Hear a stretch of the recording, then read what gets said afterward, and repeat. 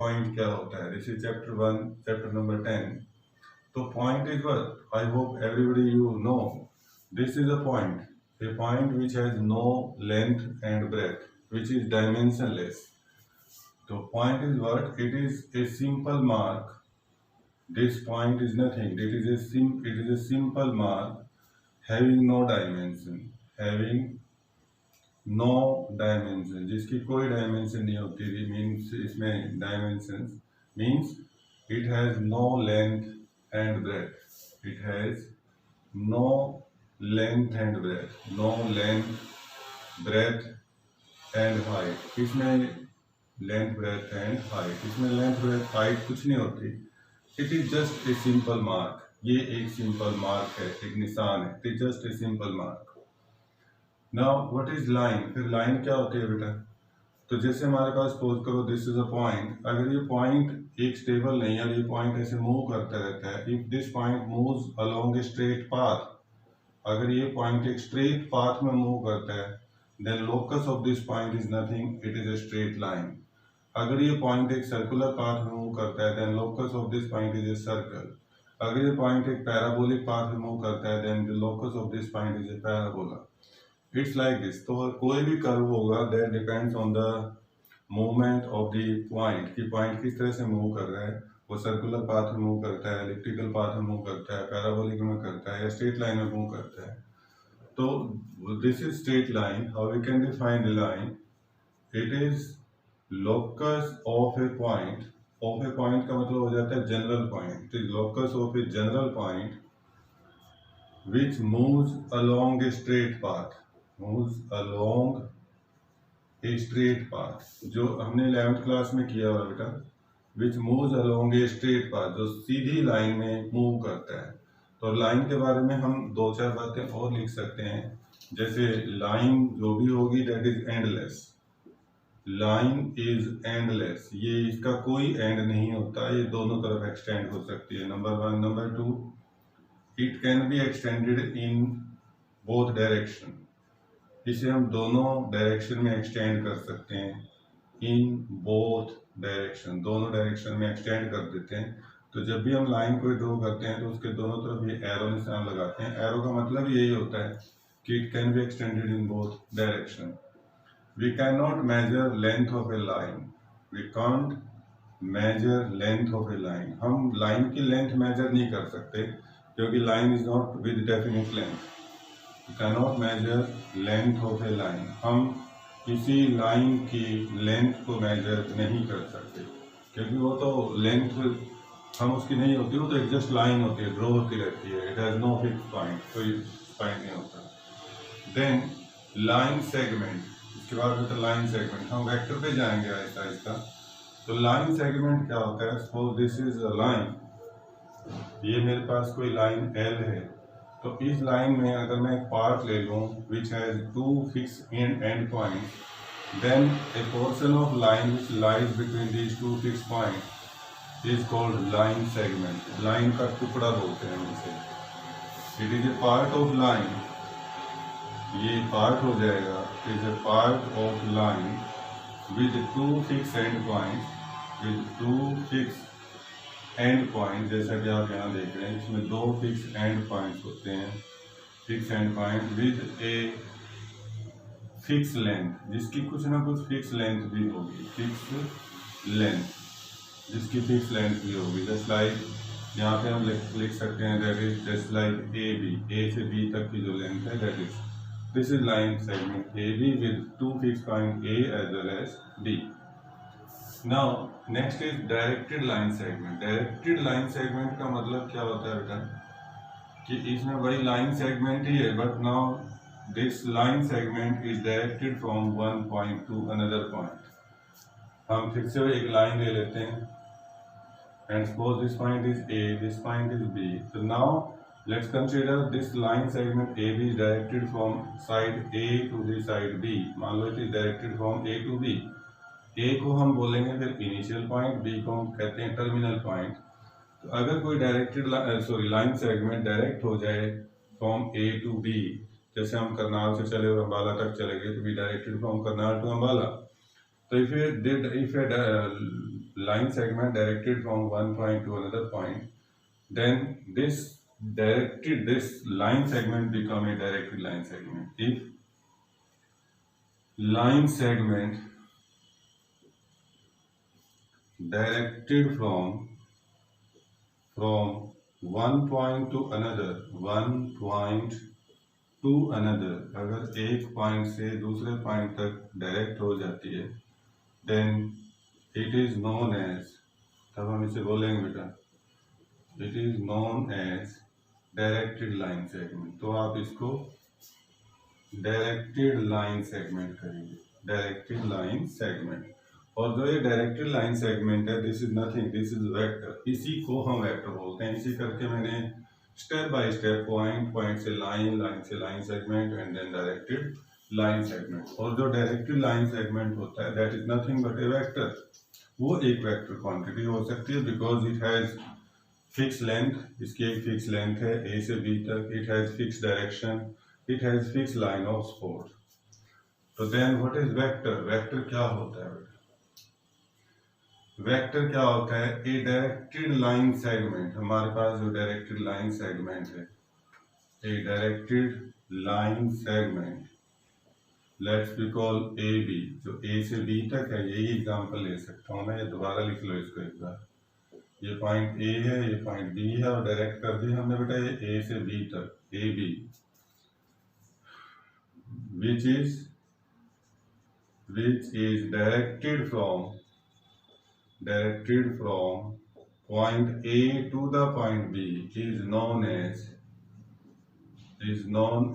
a vector। इसी को हम वेक्टर बोलते हैं बेटा। And this vector is represented as, इस वेक्टर को हम represented as vector A B. A से बी के ऊपर ये एरो का निशान बताता हमें कि जो ए बी सेगमेंट है, इसकी डायरेक्शन हमें पता है। It is directed from point A to point B.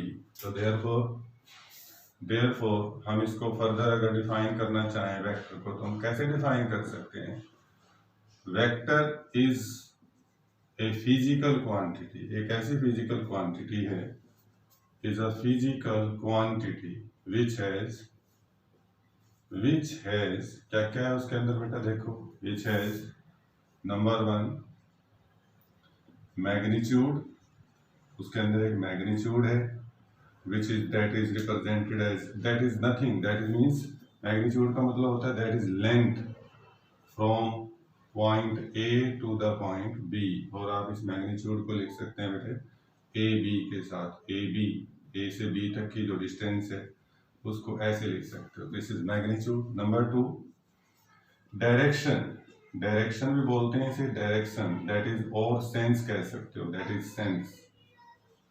Means यहाँ पे क्या हो रहा है? This vector is directed from, क्या लिख सकते हैं? दैट इज, जो तुम्हारा वेक्टर है यहाँ, वेक्टर ए बी जिसे आप लिख रहे हो, it is directed from A to B. इसकी डायरेक्शन है ए से बी तक, from point A to the point B, A point से बी पॉइंट की तरफ इसकी डायरेक्शन है। और तीसरा चीज आती है बेटे लाइन ऑफ सपोर्ट। तीसरी चीज, ये हम पहले तो हम 2 ही चीजें लिखते थे, लेकिन अब हम तीसरी भी लिखने लगे, that is called line of support. Line of support का मतलब होता है कि कोई भी लाइन, जिस लाइन से वो लाइन सेगमेंट लिया गया है, जो ये लाइन होगी हियर, लाइन ऑफ सपोर्ट, वो क्या होता है? It is A line, it is A complete line, it is A complete line, ये कंप्लीट लाइन होती है, it is A complete line from which vector is taken out, जहां से आपने वेक्टर को लिया है, टेकन आउट, जहां से आपने वेक्टर लिया है। तो बेटा हियर जो कंप्लीट लाइन एल है तुम्हारी, line L, this is line of support, इसको आप लाइन ऑफ सपोर्ट बोलते हैं।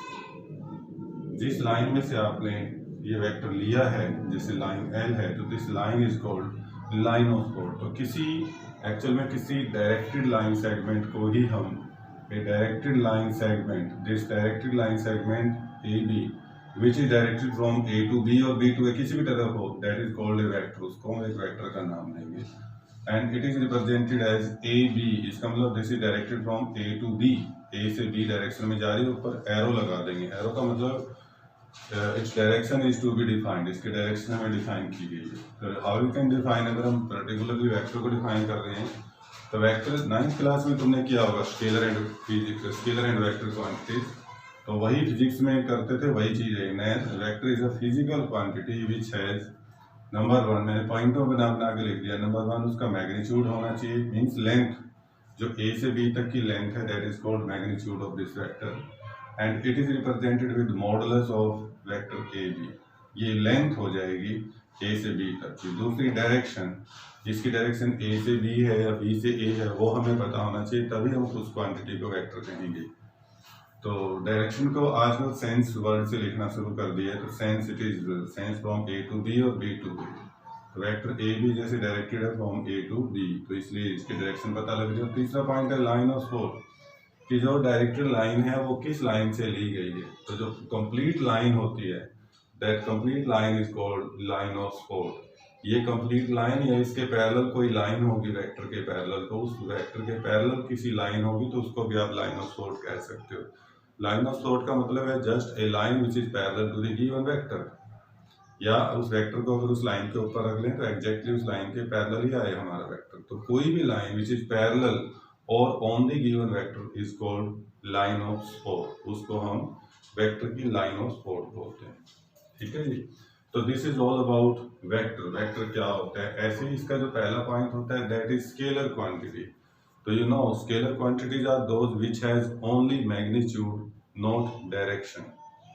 This is about vector. Vector के बारे में हमने बहुत कुछ देख लिया, लेकिन जब तुम 9th क्लास में थे तो तुम्हें पहले स्केलर के बारे में बताते थे। स्केलर क्वांटिटी कौन सी होती हैं, are those quantities which has, this is nothing, it is again it's a physical quantity, ये भी फिजिकल क्वांटिटी होती हैं, which has quantity which has magnitude only, जिनमें सिर्फ मैग्नीट्यूड होता है, magnitude only, not direction, direction नहीं होती, जिनमें डायरेक्शन नहीं होती। इसके एग्जांपल्स आप ले सकते हैं बेटा, for example mass, speed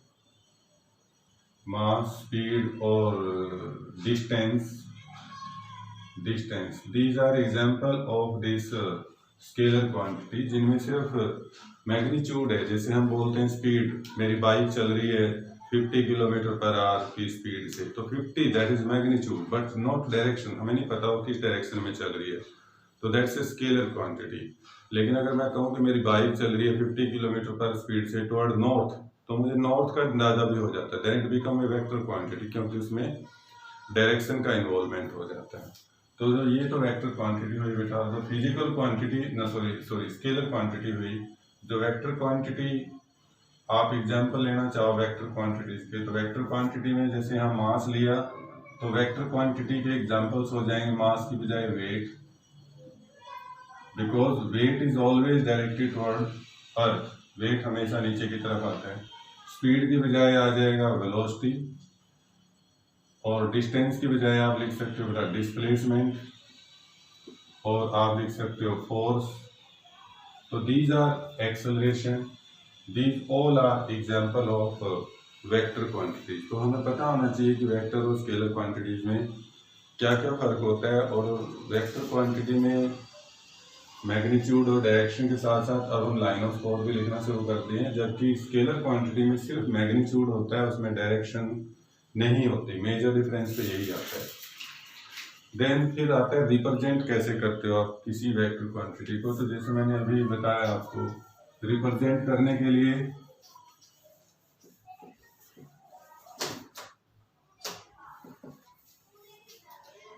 representation, चलो फिर से बताता हूँ, जितने अच्छी तरह से ये स्टार्टिंग हो जाएगी टॉपिक की उतना ही बढ़िया रहेगा। Representation of vector. हाँ जी बेटा, तो suppose we have these 2 points in our plane. Let's suppose this point A and this point is B, and this is line segment which is directed from A to B. तो representation of this vector, तो अगर हमारे पास A और B दो point हैं, तो A B is directed segment, directed line segment. ये एक डायरेक्टेड लाइन सेगमेंट है, जैसे मैंने अभी भी बताया आपको, direct line segment this which is directed directed from A to B, जो डायरेक्ट हो रही है ए पॉइंट से बी पॉइंट तक, देन ए बी, जो ए बी के ऊपर एरो लगा देंगे, तो this is representation of this vector, representation of this vector. इस वेक्टर को हम फिर ए बी से रिप्रेजेंट करेंगे बेटा, वेयर जो ए होता है that is called initial point, इसको हम इनिशियल पॉइंट कहेंगे, initial point of this vector. जो बी पॉइंट है तुम्हारा that is called terminal point भी बोल देते हैं, और कई बार फाइनल पॉइंट भी बोल देते हैं। Terminal point of this vector, A से बी तक की डिस्टेंस है, उसको आप ऐसे भी लिख सकते हो या सिंपली ऐसे भी लिख सकते हो, दिस इज मैग्नीट्यूड। और मैग्नीट्यूड जो मैं अभी लिख चुका हूँ, that is length from A to B, this is called length, magnitude of the direction, ये इसका मैग्नीट्यूड हो जाएगा। और बेटा जरूरी नहीं है कि हम किसी वेक्टर को, जो वेक्टर ए बी है, जैसे वेक्टर ए बी लिया हमने, दिस कैन बी रिप्रेजेंटेड, इसको हम can be represented as with the help of small letters, with the help of small letters of English alphabet, small letters of English alphabet, जो English alphabets के small letters हैं उनसे भी हम इनको represent कर सकते हैं। जैसे ए बी वेक्टर है तो उसको हम ए से लिख दें, या फिर बी से लिख दें, या फिर सी से लिख दें, एटसेट्रा। इनको जरूरी नहीं है, अगर आप कैपिटल लेटर से लिख रहे हो तो फिर आपको इनिशियल और टर्मिनल पॉइंट लिखना पड़ेगा, नहीं तो आप इस वेक्टर को जैसे सिंपली ए से भी लिख सकते हो। ए बी वेक्टर है तो we can write this as A और बी और सी, व्हाटएवर, आप कोई भी लिख सकते हैं। जो ए से बी तक की डिस्टेंस है, ये याद रखिए आप, ए से बी तक की डिस्टेंस, यहाँ से यहाँ तक की जो डिस्टेंस आ रही है, this distance is nothing, that is magnitude, यानी कि लेंथ बोलते हैं हम इसको। जो यहाँ से यहाँ तक का होगा, this is length, length means magnitude of this, length है ये, और लेंथ का मतलब होता है मैग्नीट्यूड ऑफ दिस वेक्टर। मान लो ये लेंथ 5 सेंटीमीटर है तो हम कहेंगे इस वेक्टर का मैग्नीट्यूड 5 सेंटीमीटर, 10 होगा तो 10 हो जाएगा ना। अब ये जो वेक्टर तुम्हें दिख रहा है, इसकी टाइप्स डिस्कस करते हैं, छोटी छोटी टाइप्स हैं। और इसमें क्या चीज़ इंपॉर्टेंट है, फिर से मैं रिवाइज करवाता हूँ। किसी वेक्टर को और स्केलर में क्या फर्क होता है? स्केलर का मतलब होता है which has only magnitude, no direction. उसमें मैग्नीट्यूड तो होता ही, डायरेक्शन नहीं होती। लेकिन वेक्टर क्वांटिटी तभी बनेगी वो जब उसमें मैग्नीट्यूड के साथ साथ डायरेक्शन का इन्वॉल्वमेंट हो, अदरवाइज वो अगर उसमें डायरेक्शन नहीं होगी तो दैट बिकम ए स्केलर। तो अब हम वेक्टर क्वांटिटी की टाइप डिस्कस करते हैं। तो टाइप्स में सबसे पहले आता है नल वेक्टर। नल वेक्टर या उसको जीरो वेक्टर बोल सकते हो। तो जैसा जैसा नाम होगा आप वैसा ही उनका नेचर होगा। जैसे नल वेक्टर या फिर zero vector. Zero vector means एक vector whose magnitude is zero. आप जरा खुद सोच के देखिए, how you can define a null vector या फिर एक जीरो वेक्टर को आप कैसे डिफाइन कर सकते हैं? टाइप्स ऑफ वेक्टर में बेटा पहले नंबर पे आएगा नल कह सकते हैं, या फिर जीरो वेक्टर। तो how we can define this vector? A vector with zero magnitude, एक ऐसा वेक्टर जिसका जीरो मैग्नीट्यूड हो, magnitude is called, is known as zero vector या फिर नल वेक्टर। उसको हम जीरो वेक्टर या नल वेक्टर बोलते हैं। तो zero vector that means, zero vector तो ठीक है बेटा, दैट मीन्स जीरो वेक्टर कब होगा? It means that is it's initial and terminal point. जो वेक्टर बनेगा तुम्हारा उसका इनिशियल एंड टर्मिनल दोनों, टर्मिनल पॉइंट कोइंसाइड, कोइंसाइड का मतलब वो एक ही जगह होंगे, कोइंसाइड कर जाएंगे, दोनों पॉइंट कोइंसाइड कर जाएंगे। जैसे हमारा वेक्टर तो ए बी ए होता है, लेकिन अगर ए से बी तक है तो इसकी तो कोई ना कोई लेंथ आ रही है, मैग्नीट्यूड आएगा इसका 2 यूनिट, 4 यूनिट, 5 यूनिट। तो ये जीरो वेक्टर नहीं हो सकता। लेकिन कोई ऐसा वेक्टर ले लें हम जिसका इनिशियल और टर्मिनल पॉइंट दोनों कोइंसाइड कर जाएं। कोइंसाइड का मतलब ये जो बी पॉइंट है वो ए के ऊपर ही आ जाए। इट मीन्स जैसे ए वेक्टर, ए बी की बजाय हम एक वेक्टर ए ले लें, तो वो शुरू तो हुआ लेकिन किसी तरफ चला नहीं, तो वो यहीं का यहीं है। तो this is called zero vector, क्योंकि इसका मैग्नीट्यूड निकालेंगे तो जीरो ही आएगा। या फिर बी ले लें, या फिर कोई सी ले लें वेक्टर, तो दिस इज जीरो वेक्टर, जिसका मैग्नीट्यूड जीरो हो जाएगा। मोस्टली हम इसको रिप्रेजेंट करेंगे, इट इज रिप्रेजेंटेड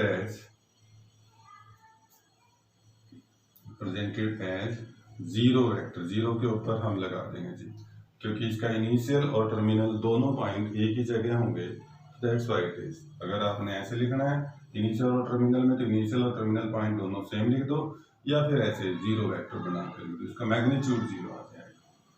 नंबर 2, दूसरा विषय, यूनिट वेक्टर क्या होता है? यूनिट वेक्टर का मतलब होता है वेक्टर जिसका मैग्नीट्यूड वन यूनिट के इक्वल है। 1 kilometre, 1 metre, 1 kilogram, 1 mile, whatever it is, but it must be 1, वो 1 होना चाहिए। तो 1 यूनिट वेक्टर को हम स्पेशल सिंबल से रिप्रेजेंट कर देंगे। तो पहले तो लिख लो a vector with unit magnitude, जिसका मैग्नीट्यूड यूनिट होगा, is known as unit vector. उसको आप एक यूनिट वेक्टर का नाम दे सकते हो बेटा, यूनिट वेक्टर। एंड जो यूनिट वेक्टर होंगे, it is specially represented as, अगर हमारे पास ए बी वेक्टर है बेटा, तो ए बी कैप, हम इसको ऐसे पढ़ेंगे, read as A B cap. A B के ऊपर कैप मीन्स, यहाँ पे जो कैप लगा रहे हैं, cap means vector is a unit vector. जो हमारा वेक्टर है यूनिट वेक्टर, यानी कि उसका मैग्नीट्यूड 1 है। तो देयरफॉर ए बी कैप अगर कभी भी आपने निकालना है बेटा, तो इसके लिए सीधा सा होता है कि जो भी तुम्हारे पास वेक्टर है ए बी, चाहे उसका मैग्नीट्यूड 10 है, 20 है, सपोज करिए लाइक दिस, ये तुम्हारे पास एक वेक्टर आ जाता है ए से बी तक, तो इसका मैग्नीट्यूड होगा कुछ ना कुछ, और उस मैग्नीट्यूड को हम ऐसे दिखाते हैं।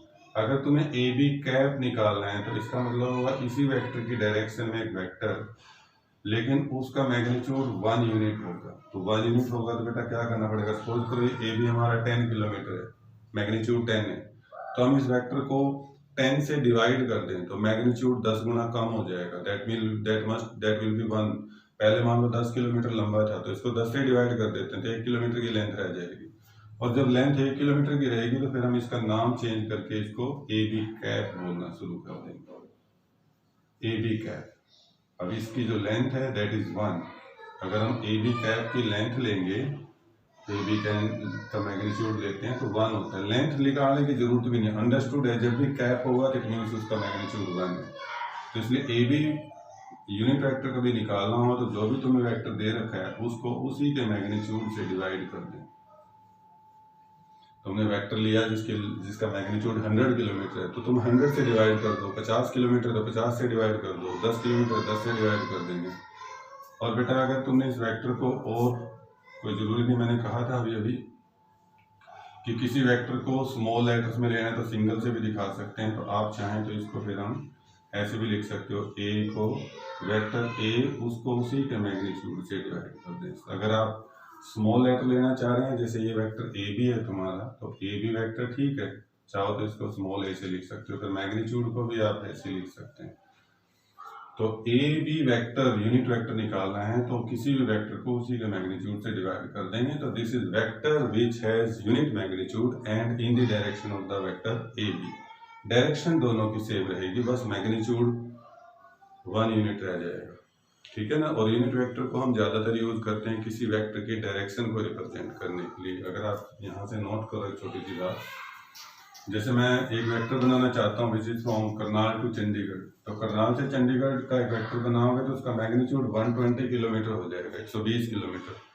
लेकिन अगर मैं करनाल से चंडीगढ़ की सिर्फ डायरेक्शन दिखाना चाहता हूँ तो मैं एक वेक्टर बना सकता हूँ जिसका मैग्नीट्यूड 1 किलोमीटर हो, जस्ट लाइक दिस फिंगर। मैं फिंगर रिप्रेजेंट करता हूँ कि this represent the direction of a vector which is from Karnal to Chandigarh, और इसकी लेंथ 1 यूनिट है। तो हम उसको 100 से डिवाइड कर सकते हैं, यूनिट वेक्टर से डिवाइड करके हम ऐसे कर सकते हैं। तो देयरफॉर जो वेक्टर ए बी है बेटे,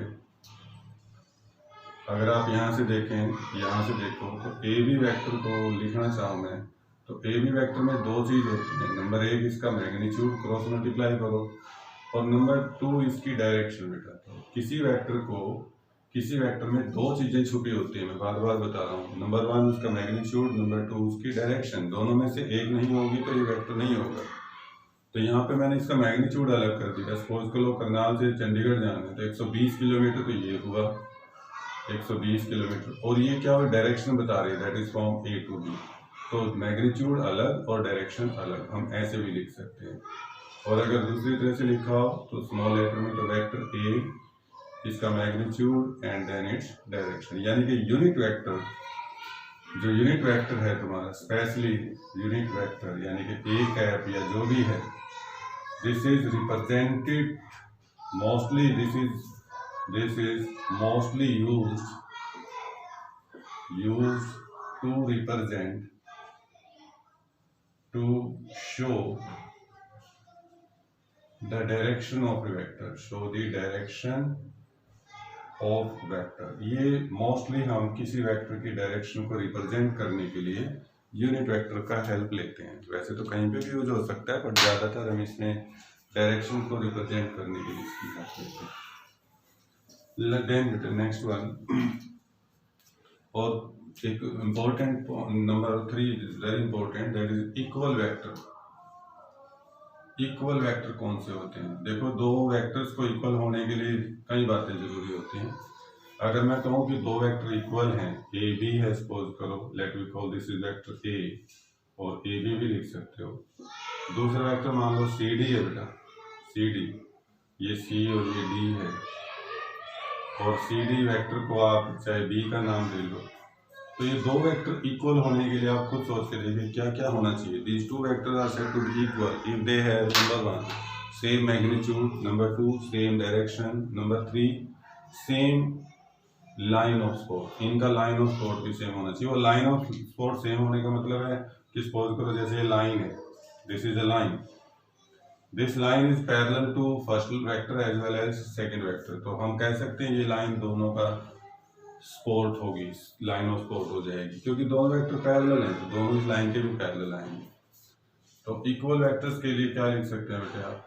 टू वेक्टर्स, नाम क्या दे दूं? ए और बी ही दे देता हूं। Two vectors A, this is A, this is B, are said to be equal vector, are said to be equal vectors if number one, पहला point, they have same length, if they have equal magnitude। ऐसे लिखो बेटा, equal magnitude का मतलब आप इसे same length भी लिख सकते हो। मैग्नीट्यूड इक्वल होना चाहिए, means magnitude of vector A that is equal to magnitude of vector B. अगर एक 10 किलोमीटर है एक का मैग्नीट्यूड, तो दूसरे का मैग्नीट्यूड भी 10 किलोमीटर ही होना चाहिए। ओके, दूसरी बात बेटे, दे हैव सेम डायरेक्शन, उनकी सेम डायरेक्शन होनी चाहिए, same direction, same direction. Direction को आप सेम सेंस भी बोल सकते हो, आजकल कई जगह सेंस लिखा होता है तो कंफ्यूज होने की जरूरत नहीं है, सेम सेंस होनी चाहिए। जिस डायरेक्शन में ए बी है उसी डायरेक्शन में, तो आप देखो यहाँ पे ए से बी और उधर सी से डी, दोनों की डायरेक्शन सेम है। एंड तीसरा, दे have same line of support, same line of support बोलते हैं इसको, तो उनकी लाइन ऑफ सपोर्ट सेम होनी चाहिए। जैसे आप यहाँ देखते हो हियर, इस पर्टिकुलर एग्जांपल में, हियर लाइन एल, जो लाइन एल है, दिस इज पैरेलल, ये दोनों के पैरेलल है, parallel to vector A as well as vector B, दोनों वेक्टर्स के पैरेलल। तो देयरफॉर जो लाइन एल होगी तुम्हारी, line L, this is line of support, line of support of vector A as well as vector B. तो ये दोनों लाइनों की लाइन ऑफ सपोर्ट हो जाएगा। ठीक है जी। तो this is very very important कि दो वेक्टर इक्वल कब होते हैं? इक्वल कब होते हैं दो वेक्टर? नंबर एक, उनका मैग्नीट्यूड सेम होना चाहिए, नंबर दो की डायरेक्शन सेम होने चाहिए, और नंबर 3 उनका लाइन ऑफ सपोर्ट भी सेम होना चाहिए, तभी दो वेक्टर आपस में इक्वल हो सकेंगे। इक्वल वेक्टर्स को हम बहुत जगह बहुत सारा यूज करेंगे, कई जगह पे यूज होगा। Now next is collinear vector. This point is also very very important. Collinear vector क्या होते हैं? कोलिनियर वेक्टर को कैसे कह सकते हैं? पैरेलल वेक्टर, कोलिनियर वेक्टर, ऐसे पॉइंट आएंगे बेटा। कोलिनियर वेक्टर देखिए कब किस केस में कह सकते हैं? जैसे हमारे पास सपोज करो एक वेक्टर है बेटा, ये A B, this point is A, this point is B, ये यहाँ ले लेता हूँ बी, और दूसरा वेक्टर आ रहा है इसी में, ये पॉइंट सी आ जाता है और सी ले लेते हैं। तो ए बी और A C they are collinear. A B C तीनों पॉइंट कोलिनियर है। तो अगर 3 पॉइंट कोलिनियर है तो उनमें से जो 2 वेक्टर बन सकते हैं, ए बी बन सकता है, ए सी बन सकता है, और बी सी वेक्टर भी बन सकता है।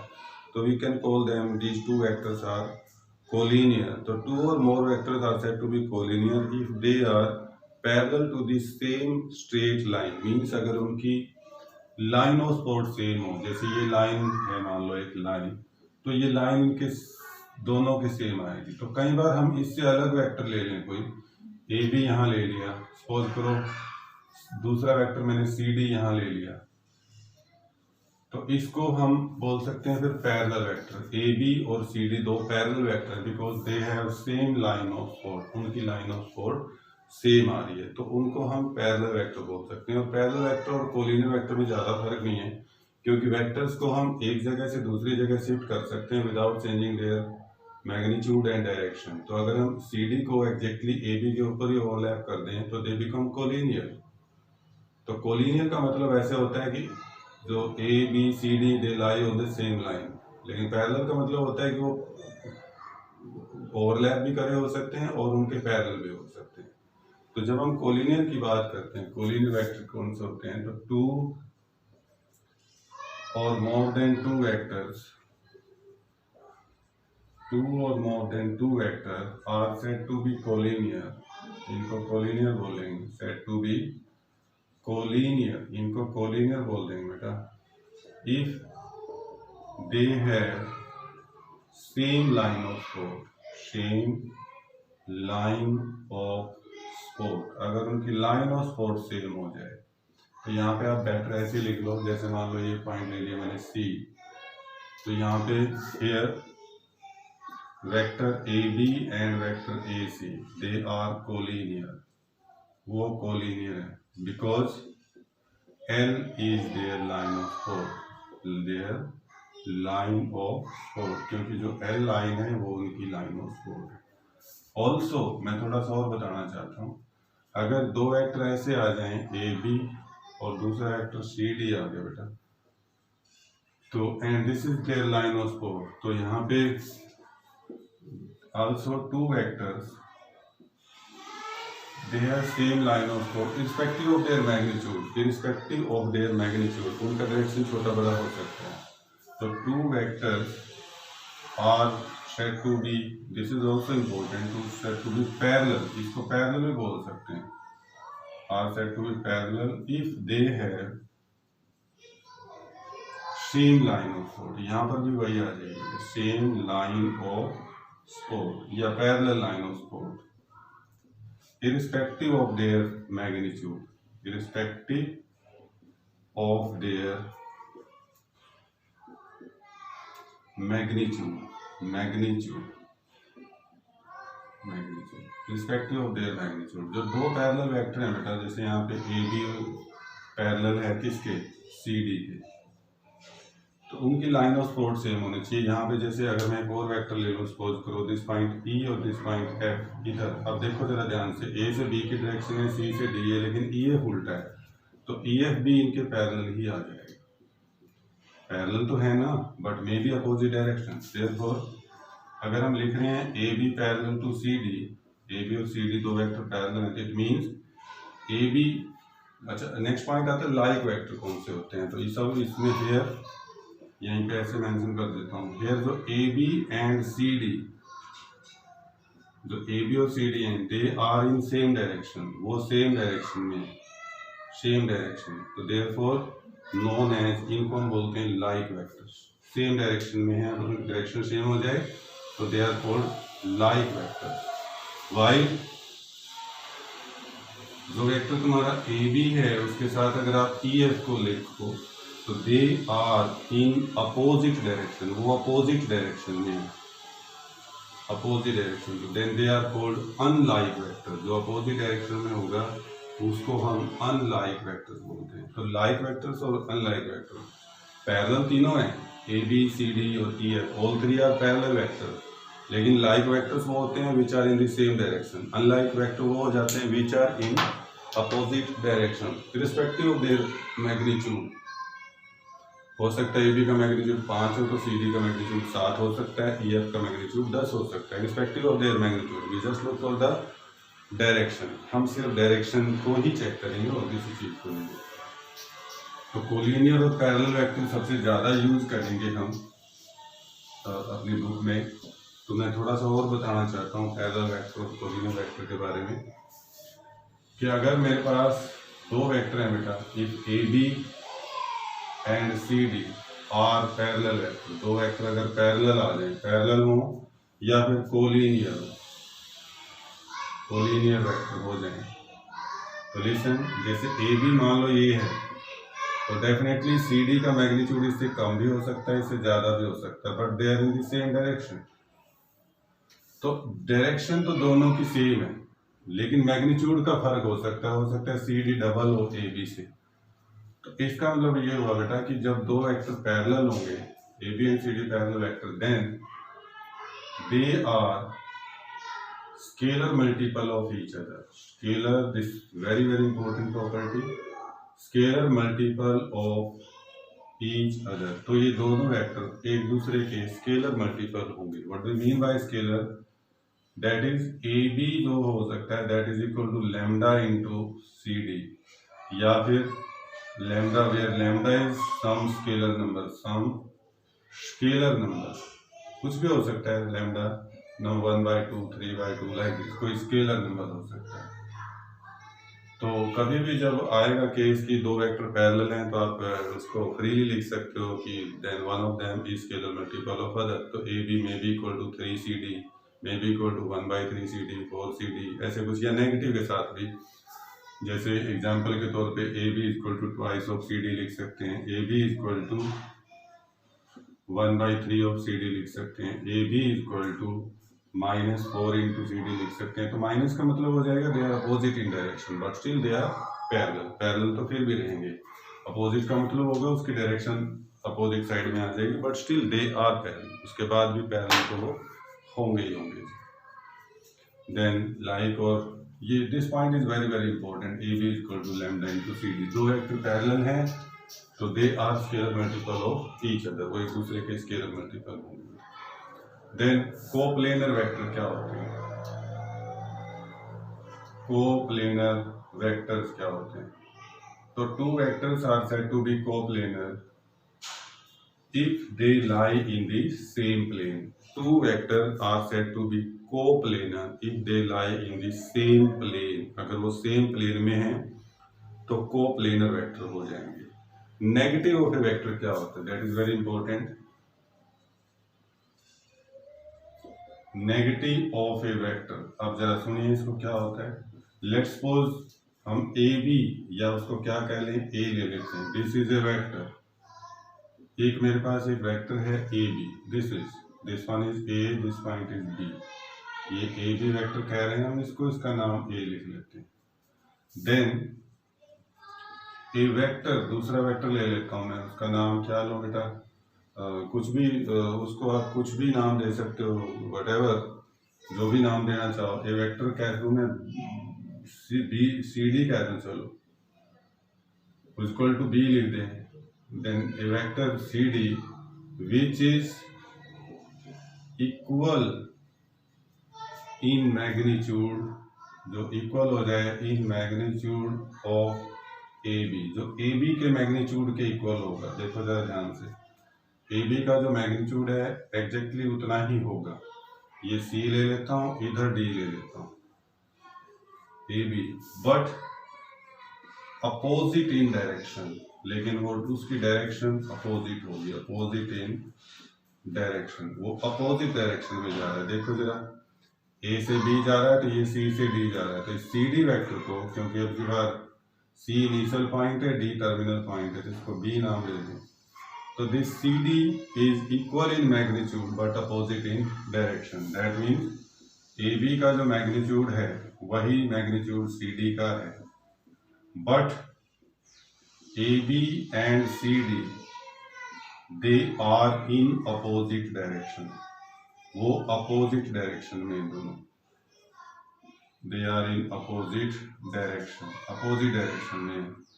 तो देयरफॉर हम कहेंगे जो A B and C D हैं, they are negative of each other, negative vector of each other, negative vector of each other, वो एक दूसरे के नेगेटिव वेक्टर हैं। How we can represent this, इनको हम लिखेंगे कैसे?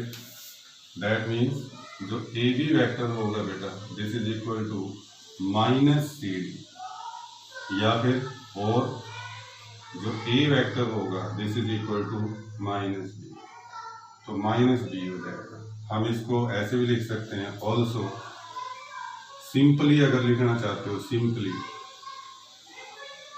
तो जो तुम्हारा ए बी वेक्टर है उसी को आप बी ए करेंगे बेटा, ए से बी तो बी से ए, तो they are negative of each other. या फिर सी डी वेक्टर है, उसी को अगर आप नेगेटिव में कर दो तो ये बदल दो इनिशियल और टर्मिनल पॉइंट, तो हम ऐसे इनिशियल और टर्मिनल को अगर हम इंटरचेंज कर देंगे तो then they become negative of each other, negative हो जाएगा। एक लास्ट पॉइंट और बताना चाहते हैं, उसके बाद आज की क्लास यहीं तक।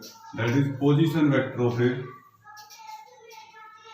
पॉइंट, और इसको सिंपल बोल सकते हो पोजीशन वेक्टर क्या होता है। हमारे पास जो कोऑर्डिनेट सिस्टम होता है, जैसे हम कोऑर्डिनेट सिस्टम देते हैं, मोस्टली हम 3 डायमेंशनल में चलेंगे या 2 डायमेंशनल भी हो, तो this is origin, this point is origin, so this one is X axis, Y axis और इधर जेड एक्सिस है, this is Y axis. Origin का मतलब this point is fix point, और हम किसी पॉइंट ए को मेंशन कर लें यहाँ प्लेन में, स्पेस में, तो then this vector whose initial point is at origin या whose initial point is at origin, that is called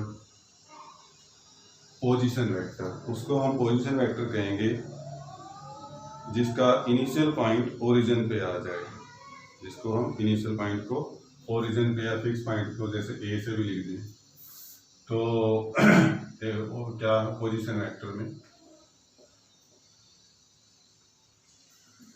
a vector whose initial point, जिसका initial point is always at origin की बजाय आप इसे fix point भी कह सकते हो, origin या फिर fix point is known as position vector represented as, इसको हम ऐसे रिप्रेजेंट कर दें ओ ए, और इसको ए से भी लिख देते हैं हियर, और इसको थोड़ा सा और कर दें clear. If A is any point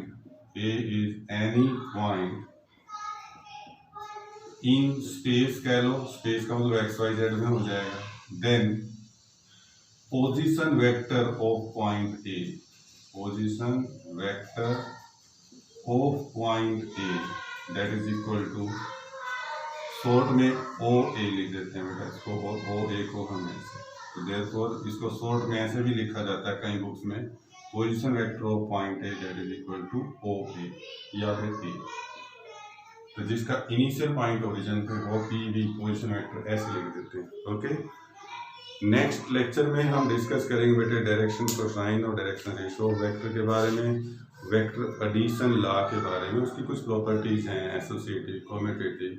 तो आज का हमारा जो topic that is just about the introduction of vector.